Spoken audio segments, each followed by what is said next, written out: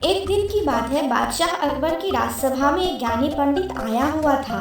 वह कुछ सवालों के जवाब बादशाह से जानना चाहता था, लेकिन बादशाह के लिए उनके सवालों का जवाब देना मुश्किल हो गया। इसलिए उन्होंने पंडित के सवालों के जवाब देने के लिए बीरबल को आगे कर दिया। बीरबल की चतुराई से सभी वाकिफ थे और सभी को उम्मीद थी कि बीरबल पंडित के हर सवाल का जवाब आसानी से दे सकते हैं। पंडित ने बीरबल से कहा, मैं तुम्हें दो विकल्प देता हूँ, या तो तुम मुझे मेरे 100 आसान से सवाल के जवाब दो या फिर मेरे एक मुश्किल सवाल का जवाब दो। बीरबल ने सोच विचार करने के बाद कहा कि मैं आपके एक मुश्किल सवाल का जवाब देना चाहता हूँ। फिर पंडित ने बीरबल से पूछा, तो बताओ, मुर्गी पहले आई या अंडा?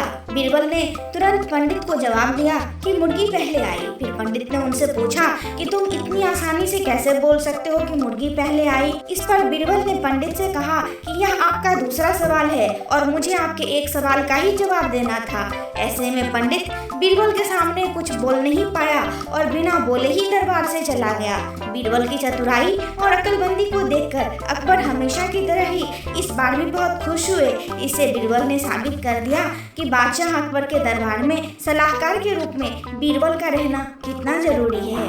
दोस्तों, इस कहानी से हमें यह सीख मिलती है कि सही तरह से दिमाग लगाने और संयम रखने से हर सवाल का जवाब और समस्या का हल मिल सकता है।